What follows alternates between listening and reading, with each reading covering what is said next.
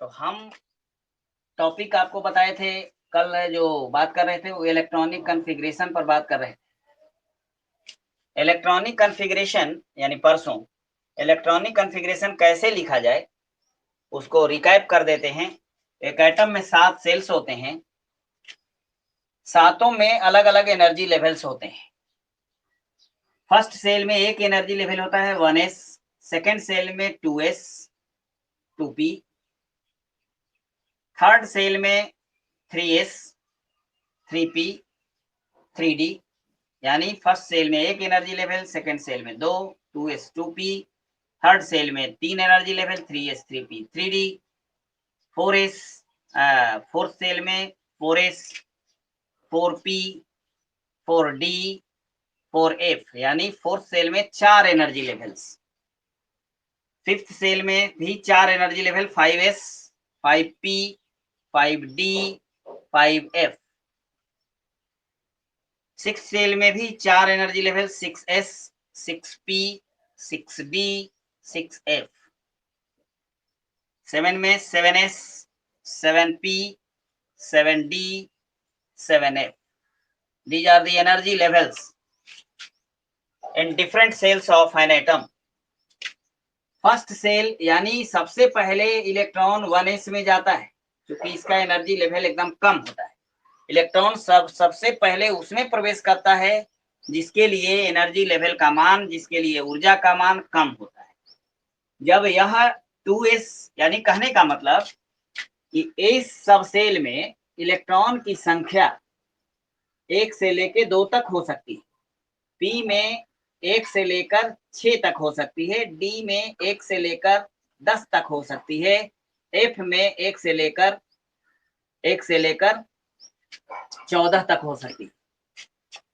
लेकिन एक शर्त है, 1s से इलेक्ट्रॉन 1s जब भर जाएगा तब 2s में आएगा, और 1s भरा हुआ तब माना जाएगा जब इसमें 2 इलेक्ट्रॉन हो जाए। यानी 2s को 2 इलेक्ट्रॉन जब प्राप्त होगा तबे 2p में जाएगा। यानी इलेक्ट्रॉन जाने का रास्ता इस तरीके से है, तिरछे ऐसे काट दो, इस तरीके से। हमारा काम 10th तक का यहीं तक में हो जाता है। यानी इलेक्ट्रॉन सबसे पहले जाता है 1s में। 1s जब भरेगा का मतलब कि जब इसमें 2 इलेक्ट्रॉन हो जाएगा तब जाएगा 2s में। 2s है तो s है तो 2 इलेक्ट्रॉन होल्ड करेगा। अगर ये भरेगा तब जाएगा 2p में। 2p है तो p का मतलब 1 से 6 तक, यानी 1 से 6 इलेक्ट्रॉन इसमें हो जाएगा तब जाएगा 3s में। 3s है तो इसमें 2 इलेक्ट्रॉन जब हो जाएगा तब जाएगा 3p में। यहाँ देखो 3s के बाद 3p, तब 4s, 3p के बाद फिर अगर इसमें 6 इलेक्ट्रॉन हो गया तब 4s। अब 4s जब भर जाएगा यानी 2 इलेक्ट्रॉन हो जाएगा तब 3d। 3d में 10 इलेक्ट्रॉन हो जाएगा तब जाएगा किसमें, 4p में। यहीं तक हमारी आवश्यकता है। यानी इलेक्ट्रॉन प्रवेश करने का तौर तरीका आपके सामने है। किस मैनर में अरेंज करेंगे इलेक्ट्रॉन को, ये इस मैनर में अरेंज करेंगे। दूसरी बात आप जान लें, रिप्रेजेंटेशन ऑफ एटम कैसे करें। Representation of an atom. मान लो कि x नाम का कोई एटम तुमको दिया गया, x। नीचे इसका जो नीचे संख्या लिखी रहती है वो एटॉमिक नंबर है। नीचे हमेशा एटॉमिक नंबर लिखा रहेगा, एटॉमिक नंबर, जिसको Z से निरूपित करते हैं। और ऊपर जो लिखते हैं संख्या वो है atomic mass. Atomic mass, atom का मास, इसको A द्वारा निरूपित करते हैं। अब मान लो कि तुमको हमने दिया K19,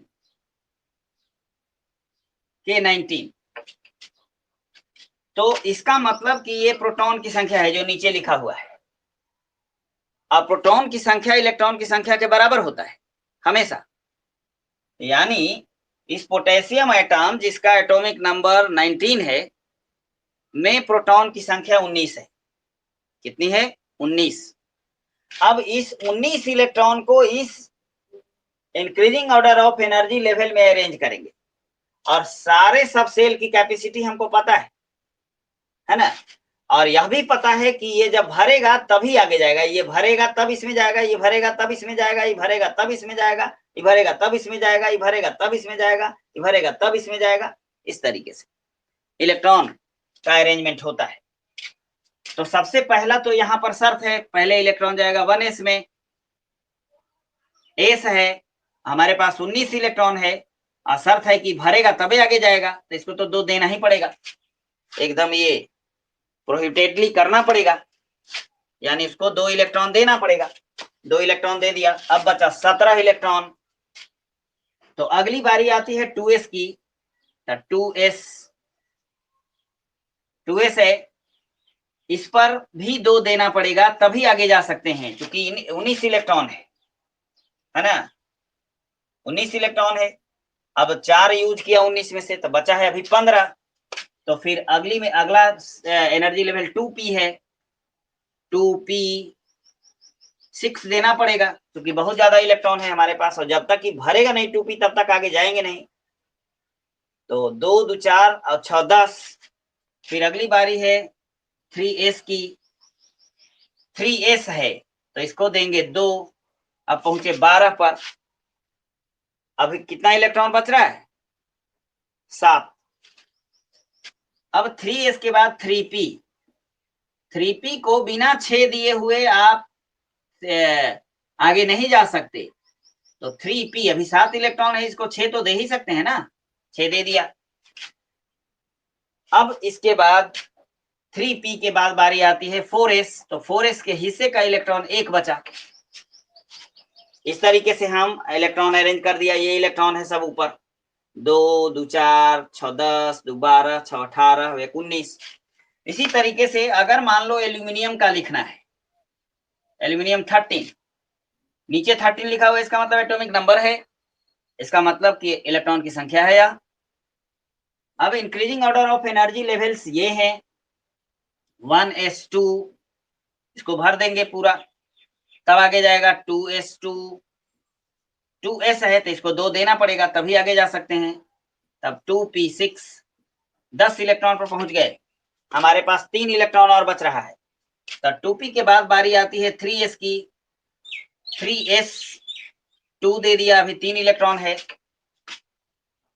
यानी 2 दिया तो अब 1 बचा, यहां तक के बाद 3 बचा था तो 2 इसको दे दिया। अब 3p के हिस्से का इलेक्ट्रॉन 1 बचा है ना, p पर 1 से 6। इस तरीके से इलेक्ट्रॉन को अरेंज करते हैं। इलेक्ट्रॉनिक कॉन्फ़िगरेशन लिखने में कोई दिक्कत किसी को आ रही है या समझ गए आज? बोलिए, बस माइक ऑफ कर दीजिएगा तुरंत। इसके बाद हम फिर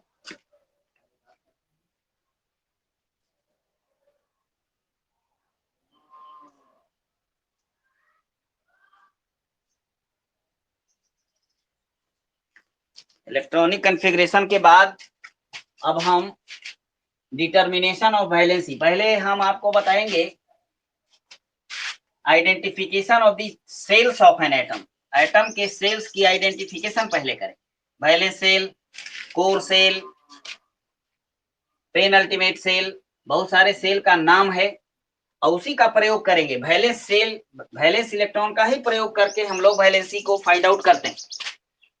तो एक टॉपिक बनाते हैं, identification of shells of an atom. Identification of the shells of an atom. एक एटम के सेल का आइडेंटिफिकेशन कैसे करेंगे? मान लो कि 3 सेल का एक एटम बनाते हैं, बीच में जो प्लस लिखा हुआ है वह न्यूक्लियस है, ये देखो न्यूक्लियस के करीब सबसे नजदीक जो होता है फर्स्ट सेल है, उसके बाद सेकेंड सेल, उसके बाद थर्ड सेल, 3 सेल का एटम हमने बनाया है। सबसे बाहरी shell, outermost shell, outermost shell, outermost shell को ही वैलेंस सेल कहा जाता है, वैलेंस शेल। सेकेंड लास्ट यानी आउटर मोस्ट के जस्ट अंदर वाले को पेन अल्टीमेट कहते हैं, पेन अल्टीमेट शेल। और बाहर वाले को छोड़कर अंदर वाला सब एक साथ, जैसे फर्स्ट और सेकेंड यानी पेन अल्टीमेट भी इसमें सम्मिलित रहता है। यहां से यहां तक का जो सेल है इसको हम लोग बोलते हैं core shell, core shell of an atom, ये कोर सेल कहलाता है। आउटर मोस्ट सेल सबसे बाहरी सेल, उसके जस्ट अंदर वाला सेकेंड लास्ट पेन अल्टीमेट, और वैलेंस सेल को छोड़कर सब यानी पेन अल्टीमेट भी उसमें सम्मिलित हो जाएगा, उसको हम कोर सेल कहते हैं। वैलेंस सेल में जो इलेक्ट्रॉन होता है उसको वैलेंस इलेक्ट्रॉन कहा जाता है। अब ध्यान देना जरा सा, वैलेंस सेल में उपस्थित इलेक्ट्रॉन यानी आउटर मोस्ट सेल में उपस्थित इलेक्ट्रॉन को हम लोग वैलेंस इलेक्ट्रॉन कहते हैं।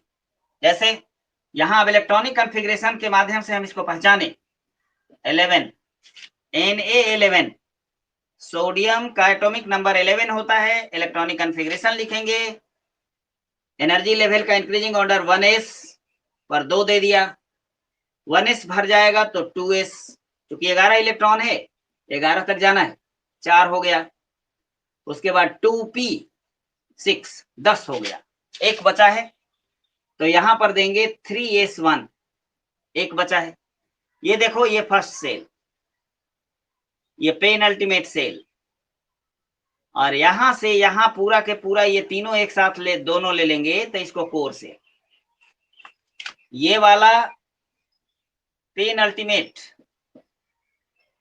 Pen ultimate,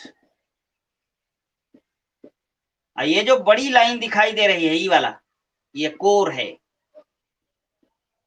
pen ultimate electron कितने हैं इसमें, इक्वल टू 8। कोर इलेक्ट्रॉन कितने हैं, कोर सेल में जो इलेक्ट्रॉन पाया जाएगा core electron is equal to है 10। ये देखो वैलेंस इलेक्ट्रॉन है, ये बाहर वाला, ये वैलेंस इलेक्ट्रॉन, वैलेंस सेल में जो इलेक्ट्रॉन होगा वैलेंस इलेक्ट्रॉन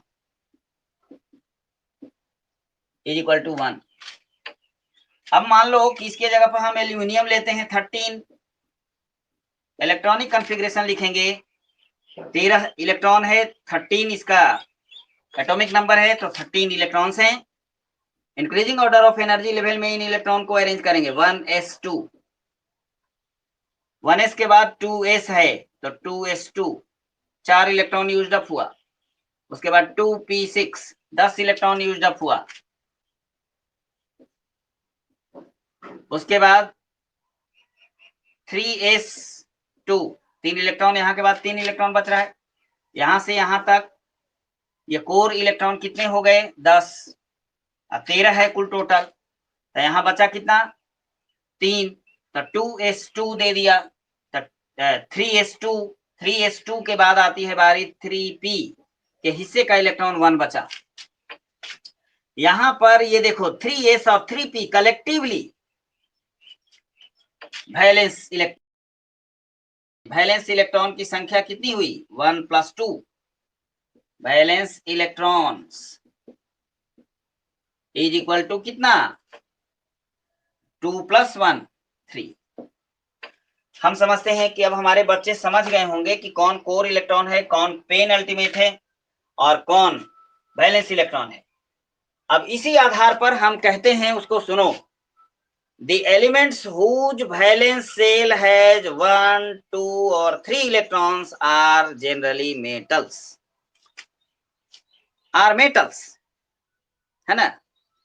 ये जो लॉ बता रहे हैं वो सिर्फ मेन ग्रुप एलिमेंट्स के लिए हैं, यानी एस ब्लॉक और पी ब्लॉक। एस ब्लॉक का एलिमेंट वह कहलाता है, जैसे देखो एस ब्लॉक का है क्योंकि इसका लास्ट इलेक्ट्रॉन 3s में गया है। यह पी ब्लॉक का एलिमेंट है क्योंकि इसका लास्ट इलेक्ट्रॉन पी में गया है। यानी जिस एलिमेंट का लास्ट इलेक्ट्रॉन जिस सब सेल में जाता है वही उसका ब्लॉक होता है। ये जो रूल हम बता रहे हैं तुमको वैलेंसी निकालने की, वो मेन ग्रुप एलिमेंट का है। मेन ग्रुप एलिमेंट का मतलब कि एस और पी ब्लॉक के एलिमेंट्स के लिए लागू होता है। डी ब्लॉक और एफ ब्लॉक के एलिमेंट के लिए ये लॉ लागू नहीं होते हैं, है ना। ये बात ध्यान रखिए। तो अब जो वैलेंसी हम निकाल रहे हैं इसके आधार पर, इलेक्ट्रॉनिक कॉन्फ़िगरेशन के आधार पर पहचान लेंगे कि कौन मेटल है और कौन नॉन मेटल है।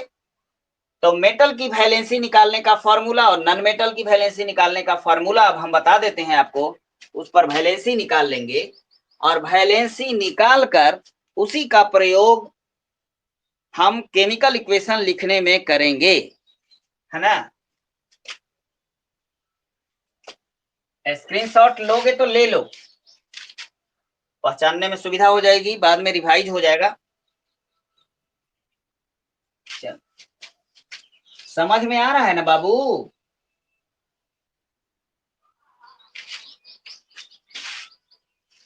कितना बच्चा जुड़ा है आज?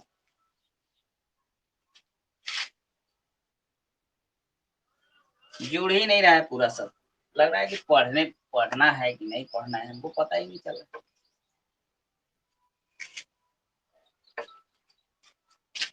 चलिए तो rules to find valency, rules to find valencies of elements of S and P block। का बाबू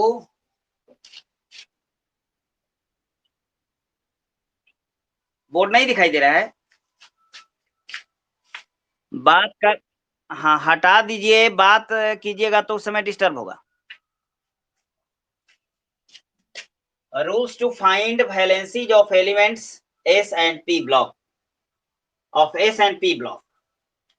तो ध्यान देना, पहला एक नोटेड पॉइंट लिख रहे हैं पहले। Note the elements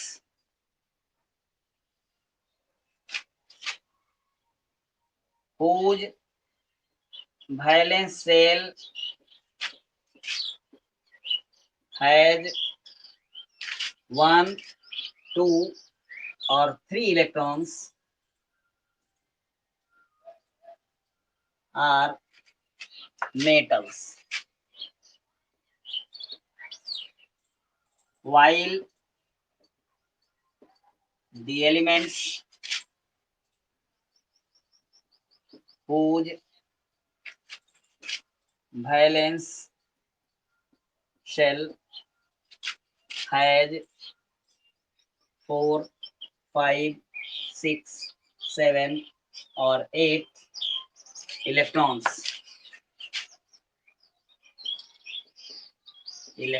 are non-metals। इसी को नॉन मेटल कहते हैं। नॉन मेटल और मेटल की पहचान करेंगे।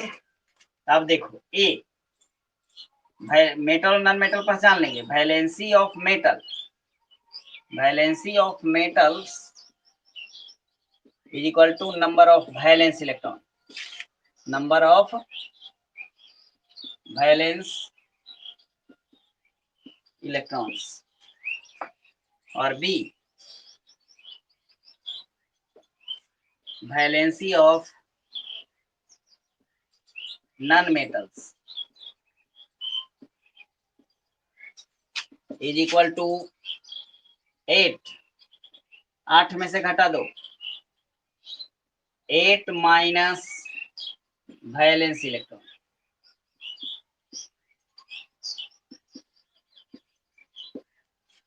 इस तरीके से वैलेंसी मेटल और नॉन मेटल की हम निकाल लेंगे।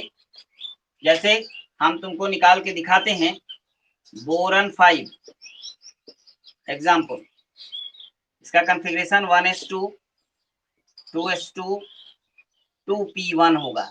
देखो ये वैलेंस सेल हुआ 2s और 2p। वैलेंस इलेक्ट्रॉन कितने हैं भाई? Valence electron is equal to 3। तो 3 वाला क्या होता है? मेटल, है ना। Therefore boron is a metal,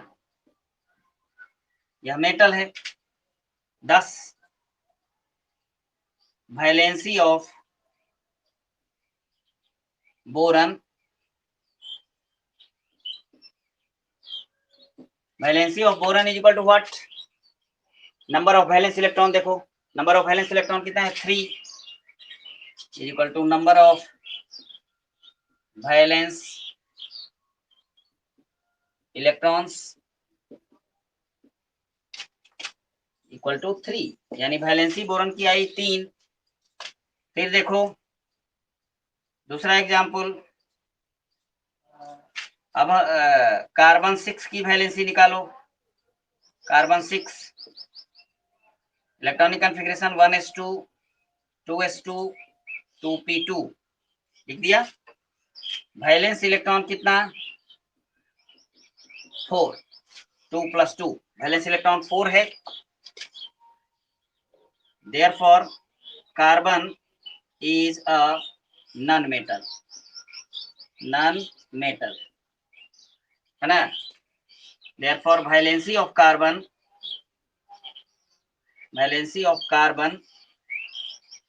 is equal to 8 minus valence electrons is equal to कितना? 8 minus valence electron कितना है? 4 equal to 4, valency 4 I. Screenshot लीजिए।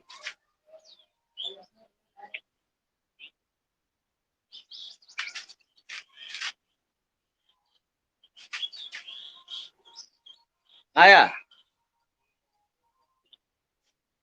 लो,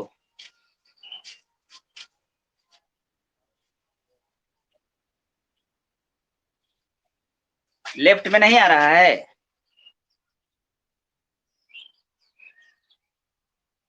अब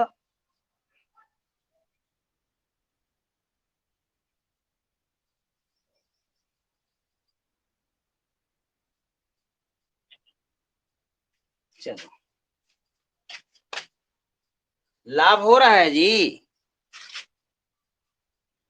कैसी मेहनत कर रहे हैं, फायदा हो रहा है ना?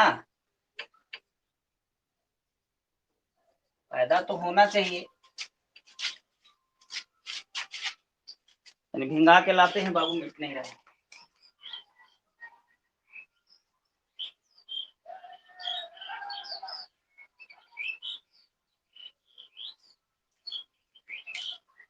एलिमेंट की वैलेंसी हम लोगों ने निकाला अभी। एलिमेंट की वैलेंसी निकालने का, यानी मेन ग्रुप एलिमेंट के वैलेंसी को इस तरीके से फाइंड आउट करेंगे और इसी वैलेंसी का उपयोग हम लोग केमिकल इक्वेशन लिखने में करेंगे। हमने आपको कहा था कि पहले हम लोग इस बात की चर्चा करेंगे कि how do we write chemical equations, chemical equation कैसे हम लोग लिखें। क्योंकि हमारे बहुत सारे बच्चे ऐसे होते हैं जो नॉर्मल स्टूडेंट हैं, जिनको 8 क्लास तक इस बात का ज्ञान नहीं होता है या 9 तक कि हम केमिकल इक्वेशन को कैसे लिखें। तो बहुत रटना पड़ता है। इस भार से बचाने के लिए हम आपके लिए कुछ टेक्निक आपको सिखा रहे हैं, उस टेक्निक पर आप काम करें। जैसे देखो, हमने 10 क्लास में का क्लास जब शुरू किया था उस दिन कहा था कि केमिकल रिएक्शन के दौरान क्या होता है और केमिकल रिएक्शन के दौरान क्या नहीं होता है। दो बात पर बड़ा जोर दिया था। केमिकल रिएक्शन के दौरान what happens during chemical reactions, उसके जवाब में हमने आपको बताया था कि during chemical reactions chemical bonds of reactant get overcome. Reactant का मतलब क्या होता है? वह सब्सटेंस जिसमें केमिकल चेंज होता है उसी को रिएक्टेंट कहा जाता है। और प्रोडक्ट किसको कहते हैं? वह सब्सटेंस जिसका निर्माण केमिकल चेंज के उपरांत होता है उसको हम उत्पाद कहते हैं या प्रोडक्ट कहते हैं।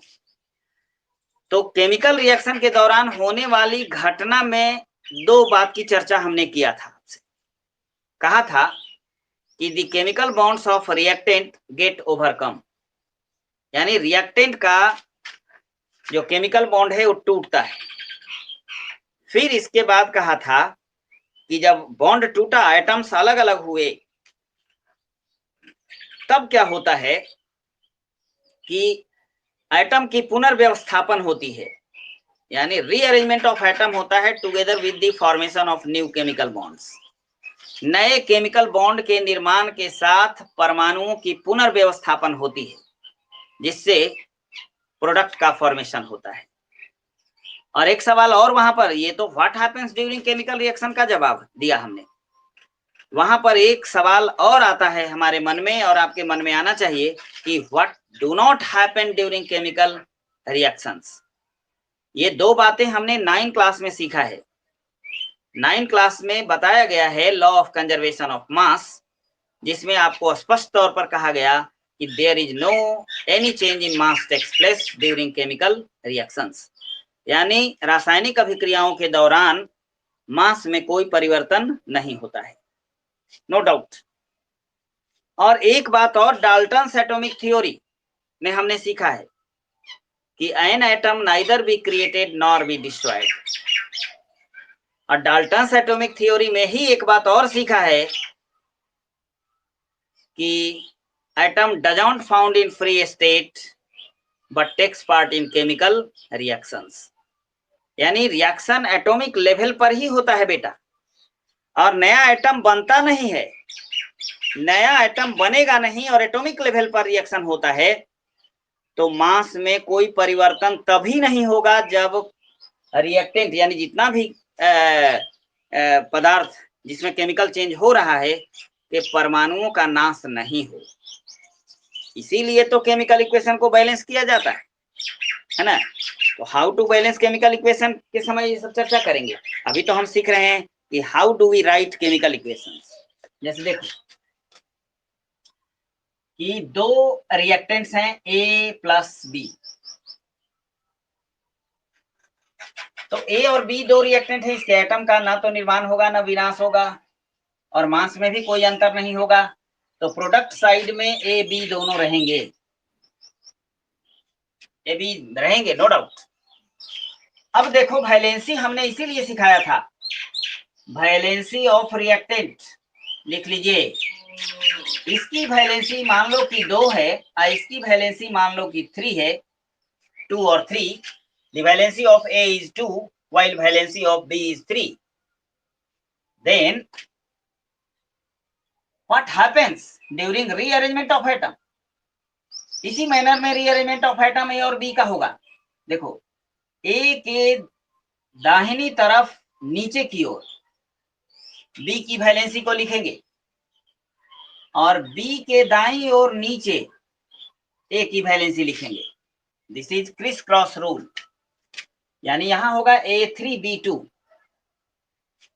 A3B2। This is the manner of writing chemical equation.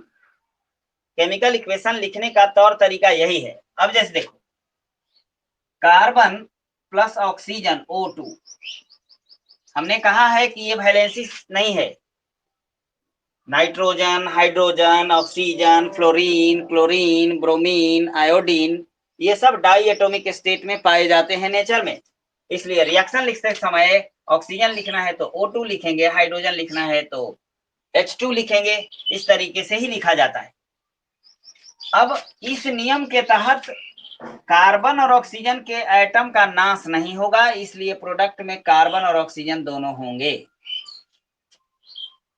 लेकिन रीअरेंजमेंट ऑफ एटम का एक मैनर है। रीअरेंजमेंट ऑफ एटम का मैनर में हमने कहा कि रिएक्टेंट के वैलेंसी का एक्सचेंज हो जाता है, यानी ए की वैलेंसी बी के नीचे और बी की वैलेंसी ए के नीचे दाईं ओर लिखा जाता है। तो अब यहाँ पर वैलेंसी हमको पता होना चाहिए। सपोज करो कि वैलेंसी आप भूल रहे हैं कार्बन और ऑक्सीजन की, एटॉमिक नंबर आपको याद है, तो C6 कॉन्फ़िगरेशन फट से लिख देंगे 1s2 2s2 2p2। Valence electron है 4, ये नॉन मेटल है। नॉन मेटल है तो वैलेंसी क्या हो जाएगी 8 - 4 4, इसकी वैलेंसी 4, इसकी वैलेंसी कितनी आई, वैलेंसी इक्वल टू 4।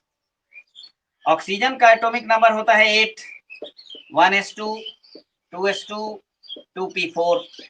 इसमें देखो 2s और 2p वैलेंस इलेक्ट्रॉन है, वैलेंस सेल का वैलेंस सेल है, तो वैलेंस इलेक्ट्रॉन कितना हो गया भाई, 4 और 2 6, दोनों जोड़ देंगे 6। तो ये नॉन मेटल है, नॉन मेटल है तो वैलेंसी कितनी होगी 8 - 6 इक्वल टू 2, इसकी वैलेंसी 2। रूल के तहत ये वैलेंसी इसके नीचे और ये वैलेंसी इसके नीचे, ये 2 से कोई मतलब नहीं रहा यहाँ पर, C2O4। अब देखो ये दोनों मल्टीपुल है, कट जाएगा, 2 दूनी 4, यानी फाइनली क्या लिखेंगे CO2। इस तरीके से रिएक्शन लिखा जाता है। जैसे मान लो कि एल्यूमिनियम है और प्लस ऑक्सीजन है O2, एल्यूमिनियम 13 होता है एटॉमिक नंबर, वैलेंसी निकाल लिया 1s2 2s2 2p6 3s2 3p1। ये देखो वैलेंस इलेक्ट्रॉन, वैलेंस इलेक्ट्रॉन 3 है, valence electron is equal to 3, therefore aluminium is metal. अब मेटल की वैलेंसी वैलेंस इलेक्ट्रॉन के बराबर, इसलिए valency is equal to 3, valency is equal to 3, इसकी वैलेंसी हो गई 3। ऑक्सीजन की वैलेंसी हम ऊपर निकाल चुके हैं, ऑक्सीजन की वैलेंसी कितनी होती है 2। Law of an atom neither be created nor be destroyed के मुताबिक प्रोडक्ट में एल्यूमिनियम और ऑक्सीजन के ही एटम होंगे, लेकिन रीअरेंजमेंट ऑफ एटम का rule by exchanging of valencies, तो इसकी वैलेंसी 2 तो एल्यूमिनियम के नीचे 2, एल्यूमिनियम की वैलेंसी 3 तो ऑक्सीजन के नीचे 3। इस तरीके से हम केमिकल रिएक्शन को लिखेंगे। केमिकल रिएक्शन लिखेंगे, फिर इसको बैलेंस करेंगे, इसी तरीके से हम लिखते हैं। अब हम इसके बाद, आपको लग रहा होगा कि तो सिर्फ एलिमेंट में ये लागू हो रहा है, इसीलिए हम आपको कहे थे कि ये determination of valency of element की चर्चा हमने किया। अब determination of valency of radicals की चर्चा करेंगे, जैसे नाइट्रेट NO3 PO4 SO4। इस तरीके से जो रेडिकल्स हैं sulphate phosphate hydroxide chloride bromide iodide, है ना, इन सारे चीजों की वैलेंसी भी निकालने के लिए हम आपको सिखाने जा रहे हैं। वह वैलेंसी जब आप निकाल लेंगे तो केमिकल रिएक्शन लिखने में बिल्कुल ही सुविधा हो जाएगी, आपके पास कहीं कोई दिक्कत नहीं है। थोड़ा सा टाइम तो इसमें लगता है कि ये हमारे सिलेबस का नहीं है, सर हमें भटका रहे हैं, भटका नहीं रहे, ओरिजिनल चीज हमने आपको सिखाने का एक प्रयास किया है, एक अच्छी चीज आप सीखें।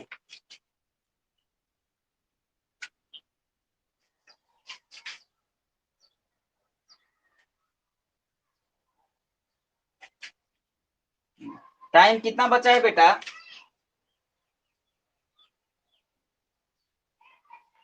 टाइम बता दो कितना है अभी, क्या उसको फाइनल में आए 9:14, 6 मिनट, 6 मिनट में होगा नहीं, लंबा है, एक क्लास पूरा जाएगा उसमें।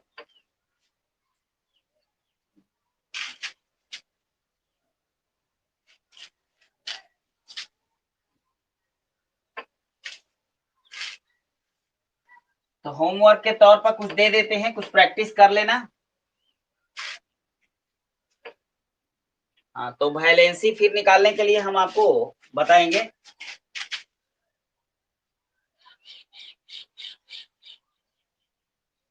लिथियम, सोडियम, सबका लिख देते हैं एटॉमिक नंबर, तो वैलेंसी निकाल के उसको बनाना है। Potassium, beryllium 4, magnesium 12, calcium 20, aluminium 13। इस सब का रिएक्शन आप कराइएगा H2 से, O2 से, Cl2 से, N2 से, Br2 से,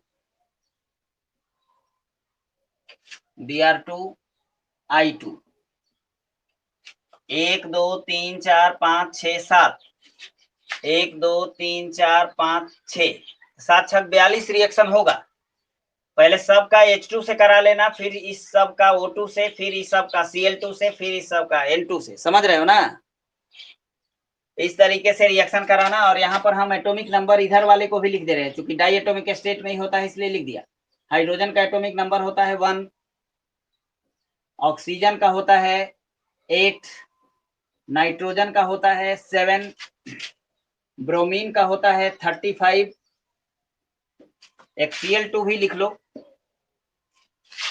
आयोडीन का होता है 53, क्लोरीन का होता है 17।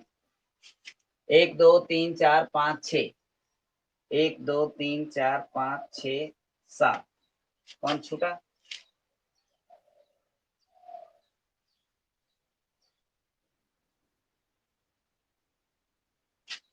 नाइट्रोजन आए, एन तो लिख ही दिया। एक Cl2 2 बार लिख दिया। हाँ हाँ, ठीक हो गया। तो इसका रिएक्शन आप लोग कंप्लीट कीजिएगा, ठीक ना? क्रमवार जीव क्रम से हम बता रहे हैं, उस क्रम से अगर तू लोग ध्यान दिया, थोड़ा सा इसमें टाइम तो हम ज्यादा ले रहे हैं। आपका इलेक्शन तो अब खत्म हो जाना चाहिए था, जो सिलेबस आपका बुक में है उसके मुताबिक खत्म हो जाता, लेकिन फिर दिक्कत में हम चाहते हैं कि आपको दिक्कत ना हो। हाँ, अब यहाँ बेसिक जो बताना है हम हर इसी तरीके से हम बताते ही, हमारा बताने का स्टाइल यही है। कोई भी चीज बेसिक है उसको हाँ, नहीं लिया था, लिख लो H1O8 N7 Br35 I53।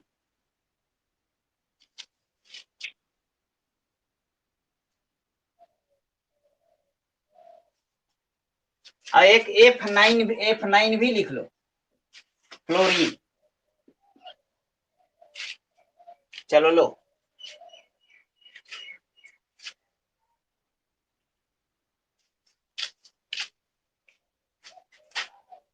तो अब इतना ही पर स्टॉप करते हैं, 8 का समय हो गया।